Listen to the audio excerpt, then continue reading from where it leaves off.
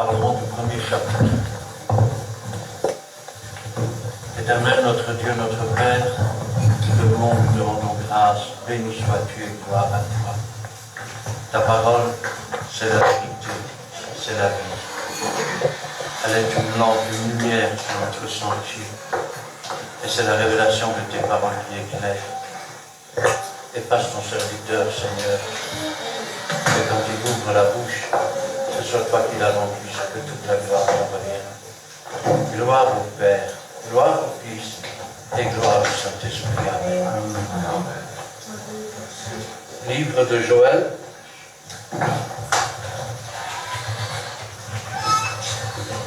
Ben voilà, on a acheté. Livre de Joël, chapitre 1. La parole de l'Éternel fut adressée à Joël, fils de Pétuel. Écoutez ceci, vieillard. Prêtez l'oreille, vous tous, habitants du pays.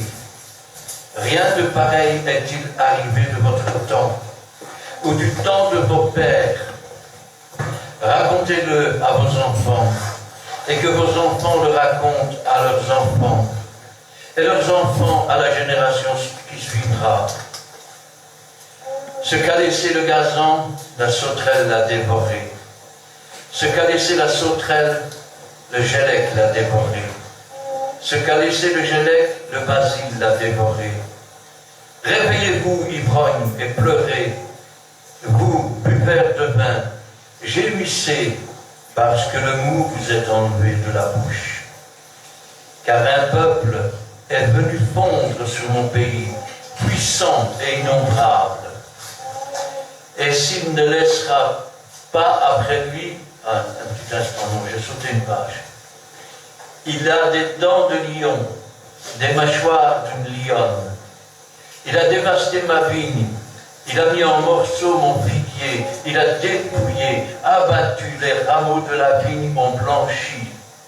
Lamente-toi comme la Vierge qui se revêt d'un sac pour pleurer la vie de sa jeunesse. Offrandes et libations disparaissent de la maison de l'Éternel. Les sacrificateurs, serviteurs de l'Éternel sont dans le deuil. Les champs sont ravagés, la terre est attristée, car les blés sont détruits, le mou est tari, l'huile est desséchée, les laboureurs sont consternés, les vignerons gémissent à cause du froment et de l'orge, parce que la moisson des champs est perdue, la vigne est confuse, le figuier languissant, le grenadier, le palmier, le pommier, tous les arbres des champs sont flétris. La joie a cessé parmi les fils de l'homme. Sacrificateurs, saignez-vous et pleurez. Lamentez-vous, serviteurs de l'autel. Venez, passez la nuit revêtus de sacs, serviteurs de mon Dieu, car les offrandes et les libations ont disparu de la maison de votre Dieu. Publiez un jeûne, une convocation solennelle. Assemblez les vieillards, tous les habitants du pays, dans la maison de l'Éternel, votre Dieu, et criez à l'Éternel. Ah, quel jour! Car le jour de l'Éternel est proche. Il vient comme un ravage du Tout-Puissant. La nourriture n'est-elle pas enlevée sous nos yeux? La joie et l'allégresse n'ont-elles pas disparu de la maison de notre Dieu? Les semences ont séché sous les mottes, les greniers sont vides, les magasins sont en ruine, car il n'y a point de blé. Comme les bêtes gémissent, les troupeaux de bœufs sont consternés, parce qu'ils sont sans pâturage. Et même les troupeaux de brebis sont en souffrance. C'est vers toi que je crie, ô Éternel, car le feu a dévoré les plaines du désert, et la flamme a brûlé tous les arbres des champs. Les bêtes des champs crient aussi vers toi, car les torrents sont à sec, et le feu a dévoré les plaines du désert. Amen. Amen. Joël est un prophète qui est mal connu en fait. Quand on parle de Joël, la première chose qui vient à la tête, après ces choses, je répandrai mon esprit sur toute chair. Vos filles prophétiseront, vos jeunes gens auront des visions, vos vieillards auront des songes. Oui, même sur les serviteurs et les servantes, je répandrai de mon esprit. En ces jours-là, ils prophétiseront. Seulement, il faut comprendre ceci. C'est que Joël est un prophète qui annonce les derniers temps. Vous me direz, mais est-ce que Pierre s'est trompé quand il a pris comme référence Joël pour le baptême du Saint-Esprit? Quelle est la différence entre la pluie du printemps et la pluie de l'automne? Quelle est la différence entre la pluie du matin, quand le soleil commence à luire, et la pluie du soir, quand les ténèbres commencent à tomber? C'est toujours la même pluie. Elle ruisselle toujours. Elle fait toujours des flaques et des ruisseaux où les animaux viennent boire, où les plantes se rassasient, où les hommes boivent. Ainsi, il y a la pluie de la première saison et la pluie de l'arrière-saison. Elles ne sont pas différentes. C'est pour ça que Pierre a pris cela. Mais souvent, il y a de mauvaises interprétations, je vais dire, des prophéties. Tenez, la Bible elle-même en fait mention. Jésus est avec Pierre lorsqu'il l'a nommé pasteur d'Israël. Et Pierre lui dit, en parlant du disciple que Jésus aimait, celui-ci, Seigneur, qu'est-ce qu'il deviendra? Et Jésus lui répond, peu importe si je veux qu'il reste jusqu'à ce que je vienne. Et il nous a dit que là-dessus, le bruit a couru qu'il ne mourrait jamais. Mais ce n'est pas ce que le Seigneur avait dit. Certains nous ont dit que vers l'an 80, le temple a été détruit. Donc la prophétie de Jésus s'est accomplie. Mais Jésus n'a jamais dit cela. Quand les disciples étaient hors du temple et qu'ils lui ont fait remarquer les constructions, il avait fallu 40 ans pour faire ce temple. Et Jésus leur a dit, vous voyez, il ne restera pas ici pierre sur pierre qui ne soit renversée. Les caves du temple sont toujours là. Le mur des lamentations est toujours là. La prophétie n'est pas encore accomplie. Quand Joël nous parle ici, il nous parle des derniers temps. Il va d'abord nous parler de ce que nous voyons maintenant. La sécheresse. Puis il va nous parler de la guerre. Il va nous parler de l'arrêt du sacrifice. Puis il va nous parler du Saint-Esprit, quand il dira, après ces choses, je répandrai mon esprit sur toute chair. Puis il va nous parler de la venue de l'Antéchrist, le soleil qui se change en ténèbres. Puis de la déportation de l'Église et de l'assassinat des deux églises approuvées dans le livre de l'Apocalypse, des deux témoins. La lune se changera en sang. Il y aura des phénomènes terribles. Mais revenons à ce que Joël nous dit. Vous savez, il y a quelque temps, je vous ai dit de faire des provisions. Pourquoi? Parce que si vous croyez dans les prédictions de Dieu, vous devez aussi vous préparer. Vous devez aussi vous préparer.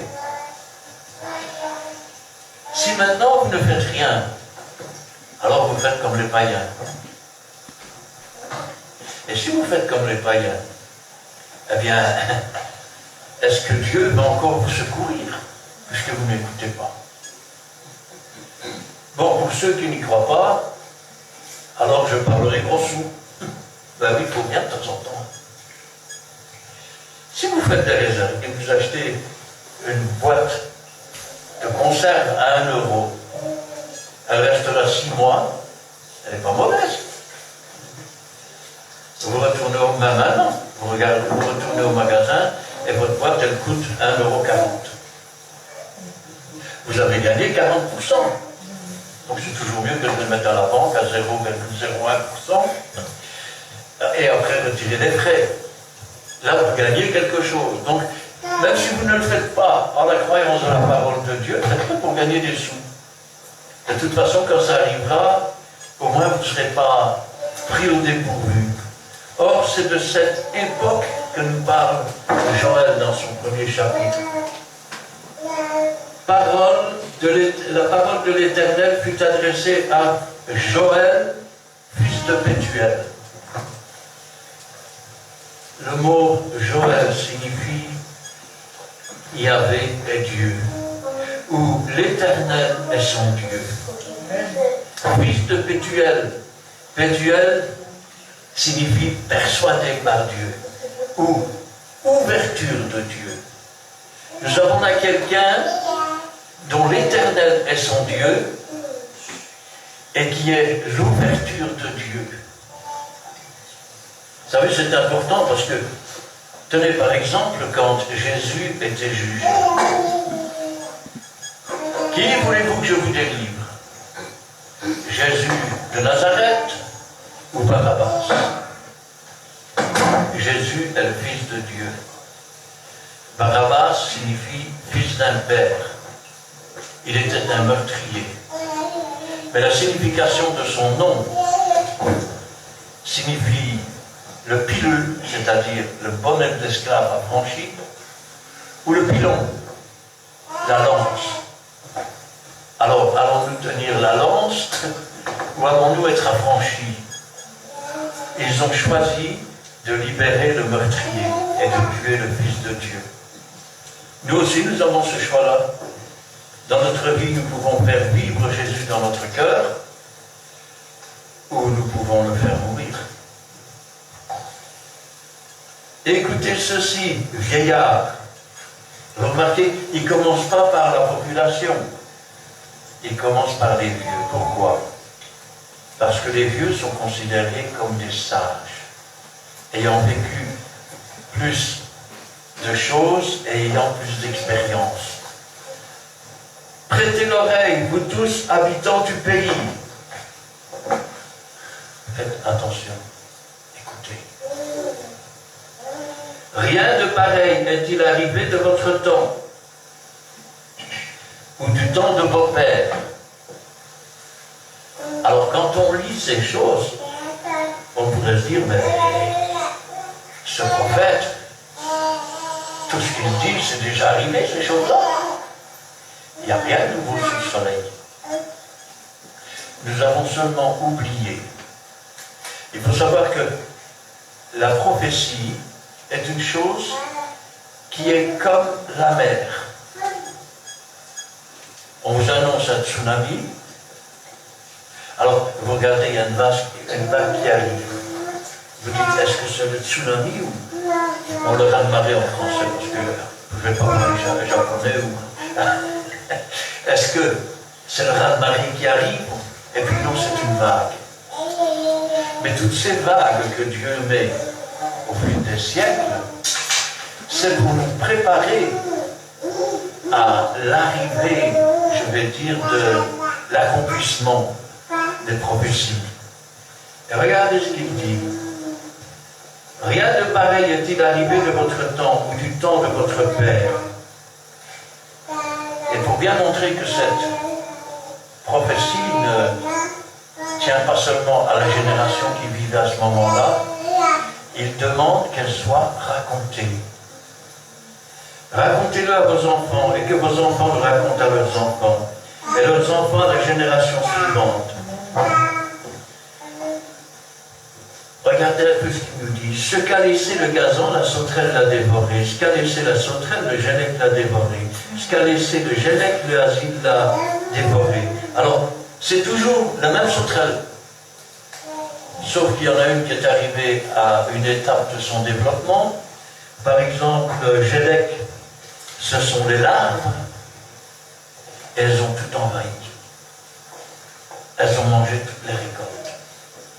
Rappelez-vous que les sauterelles, ça fait partie aussi d'un des châtiments que Dieu a envoyés contre l'Égypte. Il nous parle là d'un châtiment. Et quand je pense à cela, je dis, Seigneur, aujourd'hui nous commençons à vivre ces choses. Quand vous avez ce qu'on appelle des herbes invasives, c'est-à-dire des herbes qui viennent d'ailleurs, qui commencent à proliférer, mais aucun animal pour les manger. Quand vous avez des crabe qui détruisent tout ce qu'il y a dans l'eau, parce que leur origine n'est pas de ce pays-là. Quand les sauterelles commencent à attaquer les récoltes, c'est parce qu'il y a un problème dans leur milieu. Aujourd'hui, par exemple, on voit des ours au Canada qui rentrent dans les maisons pour voler, pour manger. On voit des cerfs qui se promènent dans la ville pour chercher. Et quand je pense à cela, je dis, Seigneur, vous avez des cochons sauvages qui détruisent les champs. Et ce n'est que le début. Ce n'est que le début. Car un peuple est venu fondre sur mon pays. Maintenant, on parle de la guerre. En plus de la famine qui commence à courir, il y a aussi la guerre. La terre autrefois a été détruite par les eaux, elle sera détruite par le feu. Et maintenant, commencent à s'accomplir les choses. Dans les derniers temps, dit Dieu, il y aura des bruits de guerre. Une nation se lèvera contre une nation, un royaume contre un royaume. Il y aura des famines en divers lieux. Car un peuple est venu fondre sur mon pays, puissant et innombrable. Il a les dents d'un lion, les mâchoires d'une lionne. Il a dévasté ma vigne. Il a mis en morceaux mon figuier.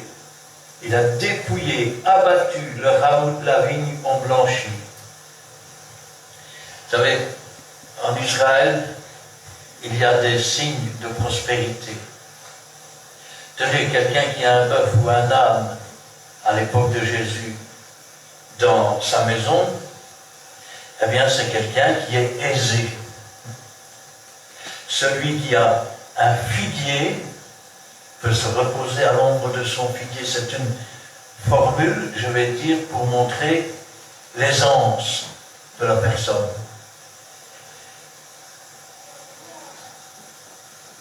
Lamente-toi comme la Vierge qui se revêt d'un sac pour pleurer la vie de sa jeunesse. Que dit-il en fait? Il dit, les jeunes gens vont mourir. La guerre est là. Les récoltes sont détruites. Il dit, la misère approche. Elle approche à grands pas. Lamente-toi comme la Vierge qui se revêt d'un sac pour pleurer l'ami de sa jeunesse. C'est comme si il disait, celui qui t'a toujours porté, celui qui t'a toujours soutenu, tu t'es détourné de lui. Tu n'as fait aucun cas de lui. Et maintenant, pleure, jeune, mets-toi un sac et commence à pleurer sur l'ami de ta jeunesse.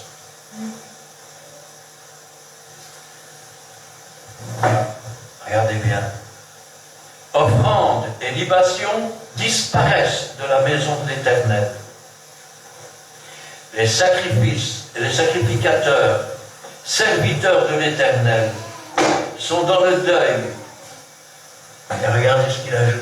Les champs sont ravagés, la terre est attristée, car les blés sont détruits, le mou est tari, l'huile est desséchée, les laboureurs sont consternés, les vignerons gémissent à cause du froment et de l'orge.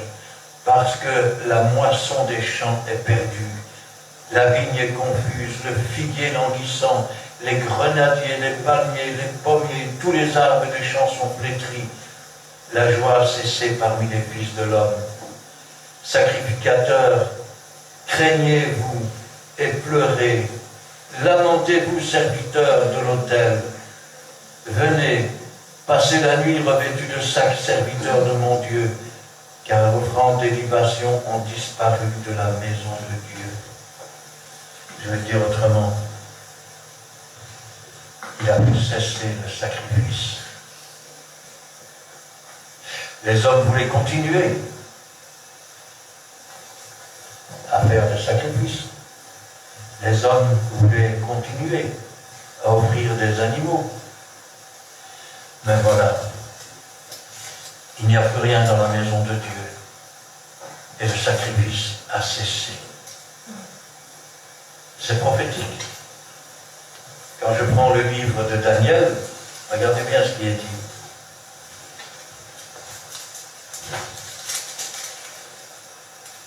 Chapitre 12 et verset 11.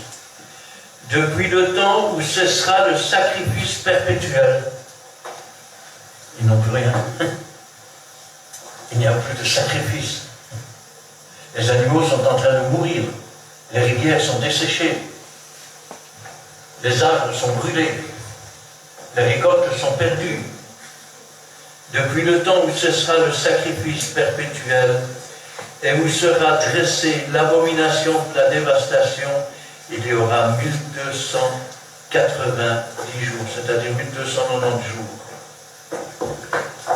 À partir du moment où ces choses s'accompliront, où Israël sera investi par les armées, c'est d'ailleurs marqué dans la Bible, quand vous verrez Israël investi par les armées, relevez-le peut-être parce que votre délivrance est proche. Quand ces choses arriveront, et elles sont toutes proches, il restera 3 ans et demi. 3 ans et demi, c'est la pluie de l'arrière-saison. Ce sont le ministère des 2 témoins, c'est-à-dire des 2 églises, qui vont prophétiser pendant 3 ans et demi. Publier un jeûne, une convocation solennelle, assembler les vieillards et tous les habitants du pays dans la maison de l'Éternel votre Dieu, et crier à l'Éternel. Ah, quel jour! Car le jour de l'Éternel est proche. Il vient comme un ravage du Tout-Puissant. Vous savez, quand on parle, petit instant, j'aime bien enlever mes lunettes quand je parle. Pas facile. Voilà. Quand on parle de cela, nous nous imaginons toujours que finalement, c'est l'esprit de l'Antéchrist qui va faire ceci, qui va faire cela. Mais rappelez-vous que la punition, elle vient de Dieu. Elle vient de Dieu. Quand les sauterelles se sont abattues en Égypte, c'est Dieu qui l'a permis. Ah, le diable l'a peut-être fait, mais c'est Dieu qui l'a permis. Comme le diable a atteint Jonas, non pas Jonas, Job, mais c'est Dieu qui l'a permis. Rien n'arrive sans que Dieu le permette. Or, qu'est-ce que nous voyons? Nous voyons les rivières séchées. Nous voyons des animaux qui normalement n'ont rien à faire dans les champs, qui sont en train de tout manger. Nous voyons des forêts brûlées.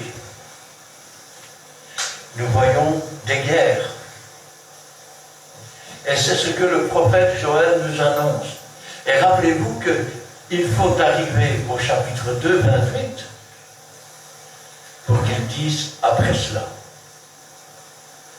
Après cela, je répandrai de mon esprit sur toute chair.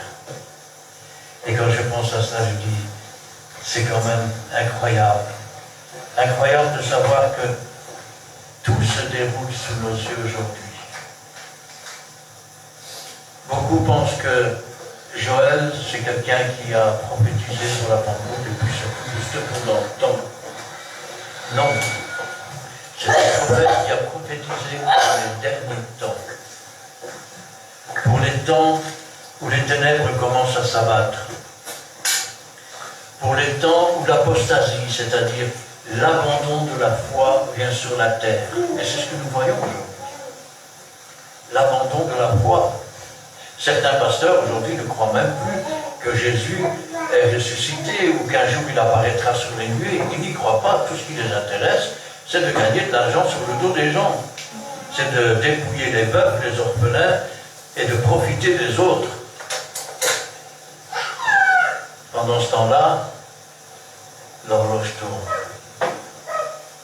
Un jour, quelqu'un a dit, qu'est-ce qui retient l'Antéchrist de paraître sur la terre? Il y a quelqu'un qui a dit, il faut d'abord que l'Église soit enlevée, car c'est l'Église qui le retient, et blablabla, et blablabla. Comment se fait-il que l'Esprit se retire de la terre quand l'Église est enlevée? Puisque les 12 000 de chaque tribu, Dieu leur donne les 2 ailes de l'aigle. L'Esprit de Dieu coule sur la terre. N'a-t-il pas dit, quand vous verrez l'abomination de la désolation établie où elle ne doit pas être? Pour le voir, il faut être là. Si tu es parti, tu ne le vois pas. Il y a des tas de choses comme ça. Et aujourd'hui, je pense qu'on ne se rend pas compte des temps auxquels nous vivons. Nous vivons un temps où les hommes sont devenus hautains, irreligieux, blasphémateurs, ennemis des gens de bien, amis de l'argent. C'est pas pour rien que quand on parle des fluctuations de la bourse, on parle du serpent monétaire. L'argent est la racine de tous les maux.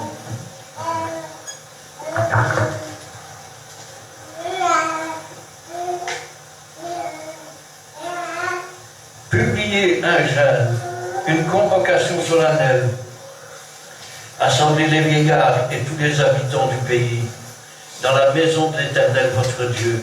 Criez à l'Éternel, ô quel jour, car le jour de l'Éternel est proche. Il vient comme un ravage de Tout-Puissant. Dans beaucoup de religions, on vous dit que depuis que le monde existe, ça a toujours été comme ça, rien ne va changer. Mais Dieu dit, dans les derniers temps, il y aura des temps faciles, non? Non. Il y aura des temps difficiles. Des temps difficiles. Pourquoi? Parce que les hommes sont devenus arrogants. Il faudrait que le monde tourne autour d'eux. C'est chacun pour soi et Dieu pour tous. C'est leur doctrine. Et quand je pense à cela, je dis, Seigneur, quand est-ce qu'ils vont ouvrir les yeux? Aujourd'hui, des îles disparaissent. Vous vous souvenez quand je vous ai dit que on parle souvent de la fonte des glaces, la montée des mers, et puis je vous ai dit, c'était il y a 2 ans, d'ici à peu près, qu'il y avait bien plus grave que cela, que l'eau passait sous les terres et qu'elle embarquerait. Je l'avais vu en Sicile, hein, plus d'1 kilomètre de terre effondrée, avec les camions, avec les voitures, avec les routes. Et cela se produit dans presque tous les endroits. Et quand je dis que ça se produit dans presque tous les endroits, vous avez la corne de l'Afrique qui se détache, l'Italie et l'Espagne qui est en train de dévier tout doucement. Vous avez des fissures dans des pays qui s'ouvrent. Et quand je dis des fissures, c'est pas rien, c'est des kilomètres et des kilomètres. Pourquoi? Parce que tout corps exposé à la chaleur, augmente le volume. C'est obligé. Ce qui veut dire que la terre augmente de volume aussi. Ce qui veut dire aussi que les rivières commencent à se dessécher. Quand on parle d'inondation. C'est vrai. Pourquoi? Pourquoi? Parce que vous avez ce qu'on appelle un dérèglement total. Plus il y a de chaleur au-dessus de la mer, plus l'eau s'évapore. Plus l'eau s'évapore, plus il y a de nuages. Il faut bien qu'ils retombent quelque part. Alors vous avez des endroits comme le désert, où vous avez des pluies torrentielles qui tombent aujourd'hui. Vous avez des endroits, en Amérique par exemple, où il n'y a pas plu depuis 3 ans. Depuis 3 ans, il ne pleut plus. Et quand je pense à ça, je dis, Seigneur, où est-ce qu'on s'en va? On s'en va aujourd'hui vers ce que l'on pourrait appeler le désastre que Joël a décrit. C'est-à-dire qu'un de ces jours, vous allez arriver dans vos magasins et vous allez voir que les rayons sont vides. Vous allez voir que la petite marchandise que vous achetez à 1 euro, il vous en faudra 20 pour l'avoir. Et cela va peut-être durer 2 ou 3 ans.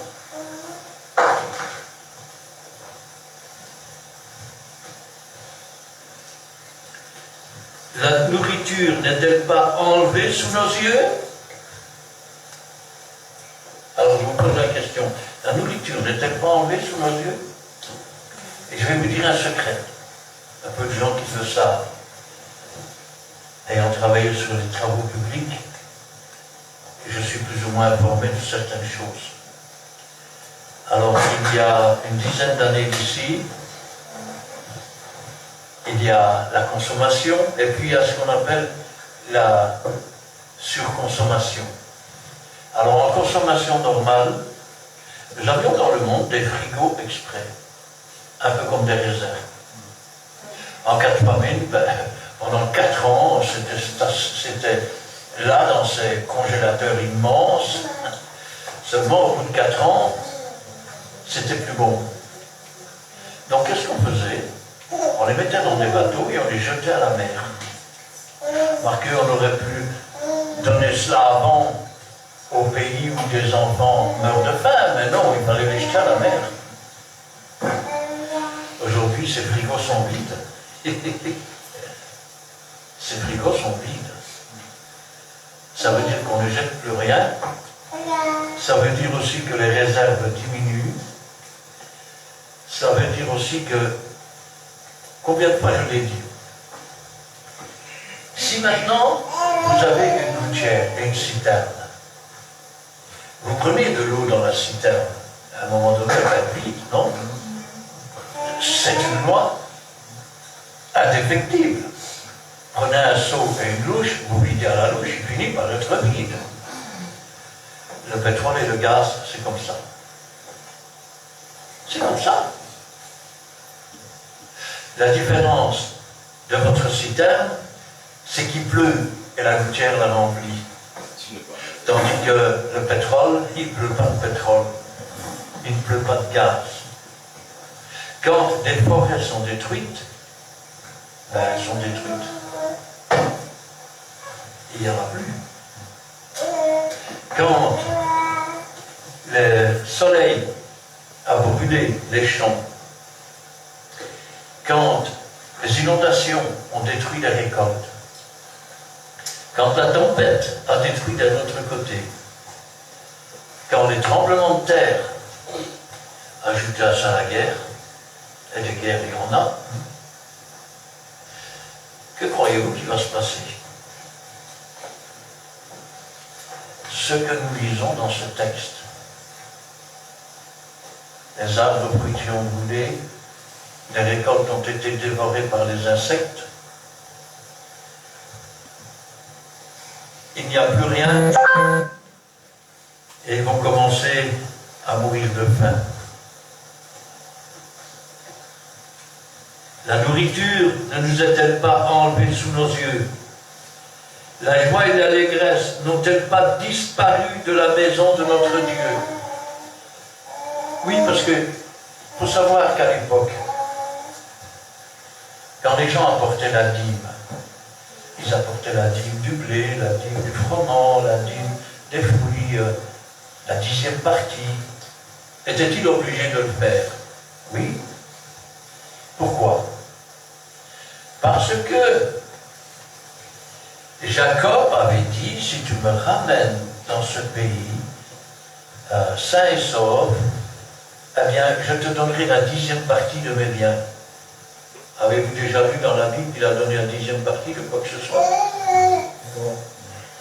Dieu l'a réclamé à ses descendants, aux descendants d'Israël. Dieu ne nous l'a pas demandé à nous. Mais rappelons-nous toujours que tout nous vient de Dieu. Et quand on sait que tout nous vient de Dieu, eh bien, nous en ramenons toujours une partie pour Dieu. Quand Abraham a rencontré Melchisédek, ce n'est pas Melchisédek qui lui a dit « Donne-moi la 10e partie de tes biens ». C'est Abraham qui a donné. Tout ce que vous faites, faites-le de bon cœur, comme pour le Seigneur, pas pour les hommes. La nourriture n'est-elle pas enlevée sous nos yeux? La joie et l'allégresse n'ont-elles pas disparu de la maison de notre Dieu? À l'époque, la nourriture était apportée dans la maison de Dieu. Les estropiés, aveugles et autres, les veuves, les orphelins, venaient manger la nourriture dans le temple. C'était un système social, on peut dire. Et celui qui apportait la dîme venait la manger aussi dans le temple, avec ceux qui n'avaient pas grand-chose. Tous les X années, il y avait ce qu'on appelle l'année de la dîme. Cette année-là, il n'apportait rien au temple. Il gardait chez lui, mais le prêtre venait chez lui, les aveugles, les orphelins et ainsi de suite, venaient manger chez lui cette partie d'offrande. Mais voilà, les champs ont brûlé, les arbres ont brûlé, les rivières sont desséchées, les animaux ne trouvent même plus de pâturage, et dans la maison de l'Éternel, il n'y a plus rien. Vous savez, c'est comme dans le cœur de certains. Si maintenant tu as des bonnes choses dans ton cœur, tu tires des bonnes choses de ton trésor. Mais si maintenant il n'y a plus ces bonnes choses et que tu t'es détourné de Dieu, que peux-tu encore donner? Vous savez, c'est comme cette histoire qui nous est racontée quand une maison est vide, balayée et ornée. Et je vais le dire autrement. La maison a été balayée. C'est bien. Parce que tout ce qui est sale, poussière et autres a été enlevé. C'est ce que le Saint-Esprit fait dans le cœur. Elle est ornée. Ça veut dire que toutes les garnitures y sont. Mais il manque quelque chose. Elle est vide. Elle aurait dû être remplie du Saint-Esprit. Elle aurait dû être habitée par le Saint-Esprit, mais elle n'est pas. Alors, l'esprit méchant qui a été chassé avant, quand ça a été balayé, il revient voir. Oh, mais c'est toujours lui ici. Alors il retourne chercher cet autre esprit pire que lui, et il revient habiter dans la maison. C'est pas moi qui le dis, c'est la Bible. La maison de l'Éternel est vide. Il n'y a plus de sacrifice. Quand la maison de l'Éternel est vide, c'est là que cessent les prières. Se lève le matin, on ne prie plus. La journée, on ne lit plus sa Bible. Le soir, je prends le vidéo aux entendements. Le dimanche, j'ai justement ça à faire. Et petit à petit, la maison se vide. Et quand elle est bien vidée, c'est alors que les esprits méchants reviennent. Et la situation est pire qu'elle était avant. Nous devons toujours faire attention. Une maison, ça s'entretient.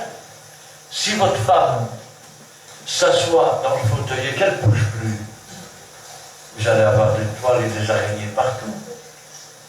Vous allez avoir de la crasse partout. Ça va finir par sentir mauvais. Imaginez des tonnes de vaisselle, imaginez de la crasse par terre, les WC pas nettoyés. Au bout d'un moment, c'est les rats qui vont venir. Dans le cœur, ce n'est pas les rats qui viennent, c'est les esprits méchants. La nourriture n'est-elle pas enlevée de nos yeux? La joie et l'allégresse n'ont-elles pas disparu de la maison de notre Dieu? Les semences ont séché sous les mottes.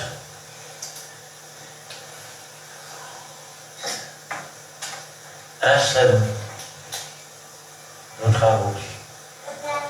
Mais si la semence a séché sous les mottes, si la mine a été enterrée, alors elle ne produit plus rien. Pourquoi? Parce qu'il aurait fallu que le Saint-Esprit soit là pour faire germer la semence dans le cœur de ceux qui l'entendent. Mais voilà, la semence est séchée. Les greniers sont vides, les magasins sont en ruine, car il n'y a pas de blé. Comme les bêtes gémissent, les troupeaux de bœufs sont consternés. Et là, on en revient à la nature.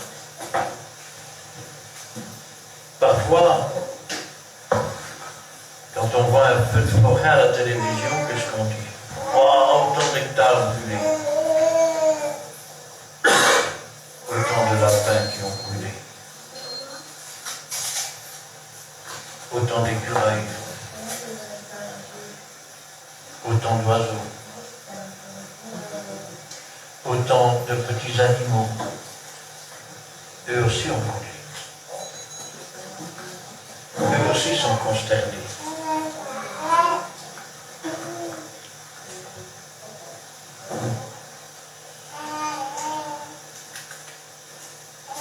Les greniers sont vides, les magasins sont en ruine, car il n'y a point de blé.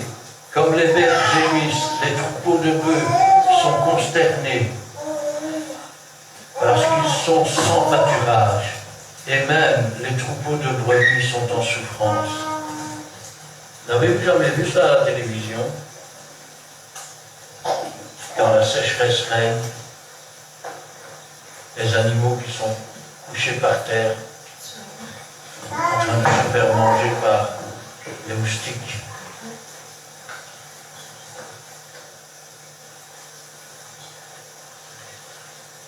C'est vers toi que je crie, ô Éternel, car le feu a dévoré les plaines du désert, la flamme a brûlé tous les arbres des champs, les bêtes des champs crient vers toi aussi.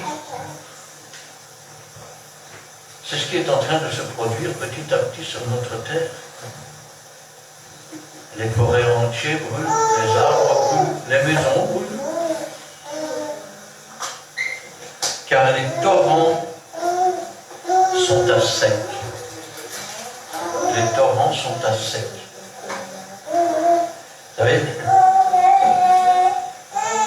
en Belgique, nous sommes un pays qui normalement, non seulement a de l'eau pour boire, mais elle en fournit aussi à d'autres pays. Et elle en exporte. C'est d'ailleurs ce qu'on appelle couramment dans le monde des travaux publics l'or bleu. Oui, l'or bleu, carrément, parce que ça rapporte énormément. Ces dernières années, non seulement l'or bleu a disparu, mais même quand vous allez, je vais dire, en vacances ou quoi, on limite même l'eau pour vous laver. Vous savez pourquoi? Parce que les rivières s'assèchent, parce que les barrages se vident, parce que les arbres meurent, tantôt à cause d'invasion d'insectes, tantôt à cause de la sécheresse. Et tout cela n'est que le commencement des douleurs. Ce n'est que le commencement des douleurs. Alors je sais, c'est pas agréable à entendre. Désolé, mais tout ce qui a été écrit ici a été pour nous. Et Dieu a demandé que cela soit propagé pour nos enfants, pour nos petits-enfants, pour les enfants des enfants.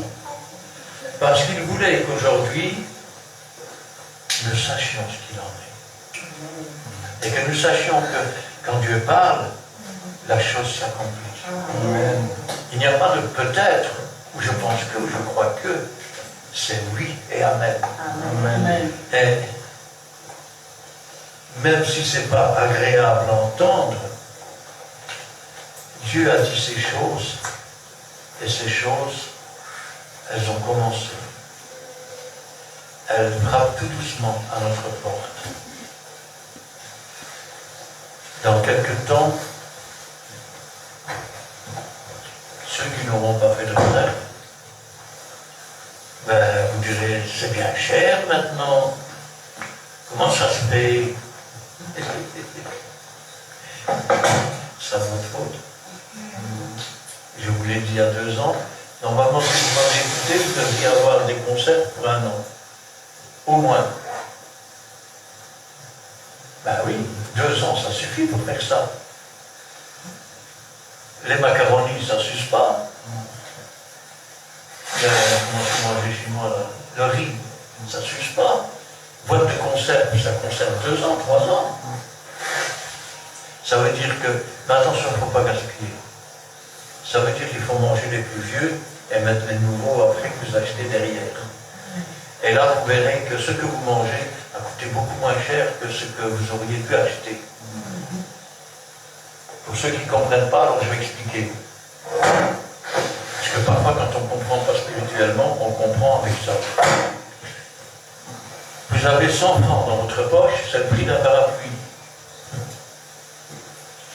Vous le mettez à la banque, 1 an plus tard, vous retirez votre argent, vous avez 100, peut-être 1 euro.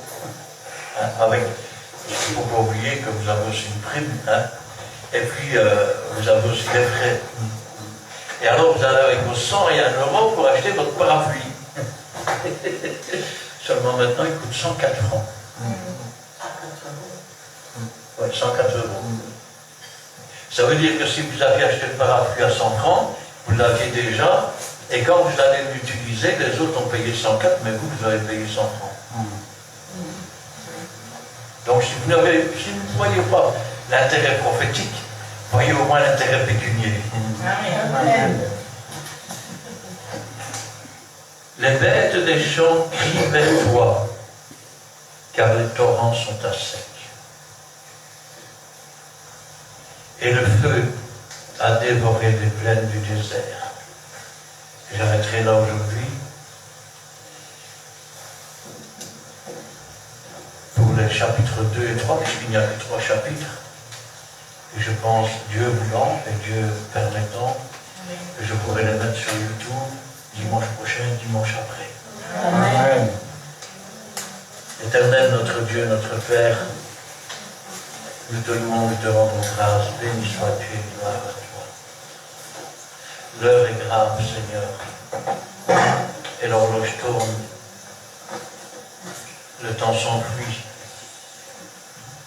Ce qui nous sépare, Seigneur, de la venue de l'Antéchrist et maintenant, c'est le temps. Au temps fixé, Seigneur. Quand tu pousses tes serviteurs à parler, c'est que le temps est proche. C'est pourquoi, Seigneur, je te remercie pour ta parole qui est la vérité, qui est la vie. Quand le monde, Seigneur, fait un sourire et qu'il prétend que tout va bien, que tout est normal, nous, Seigneur, nous ouvrons les yeux et nous voyons cette nature qui est en souffrance. Nous voyons, Seigneur, les ravages que ta colère permet, Et nous disons, Jésus revient bientôt. Merci Seigneur pour ta bonté, pour ta miséricorde, car tu ne nous as pas caché ces choses. Comme tu l'as dit à Abraham, cacherais ces choses à Abraham. Et tu nous révèles ces choses, afin, Seigneur, que quand cela arrivera, et elles arrivent, nous ne soyons pas surpris, comme ceux qui marchent dans les ténèbres. Nous soyons comme Noé, Seigneur, ayant construit notre vie sur ta parole qui est la vérité et la vie, afin que quand la porte du ciel s'ouvrira et que tu nous feras rentrer dans ton ciel, nous ne soyons pas rejetés. Béni sois-tu, Seigneur, parce qu'encore aujourd'hui, tu nous rappelles que les temps sont là, que la famine approche, que la sécheresse approche. Les hommes se cacheront dans les fentes des rochers. Ils diront aux montagnes, couvrez-nous. Le soleil brûlera les hommes. Il a déjà commencé, Seigneur. Combien de gens sous les chantiers souffrent aujourd'hui des brûlures du cancer et du soleil. C'est pourquoi, Seigneur, nous te remercions, parce que tu ne nous as pas caché ces choses. Tu aurais pu nous les cacher pour ne pas nous faire peur, mais tu nous les as révélés pour que nous nous préparions, pour que notre foi se raffermisse dans ta parole, afin que nous sachions que tu es Dieu, et qu'il n'y en a pas d'autre que toi, et que personne d'autre n'a annoncé avant toi les choses qui devaient arriver et qui arrivent. Que ta volonté soit faite, Seigneur, que ta parole ne retourne pas à toi sans avoir fait ta volonté, et que toute la gloire t'en revienne. Gloire au Père, gloire au Fils, et gloire au Saint-Esprit. Amen.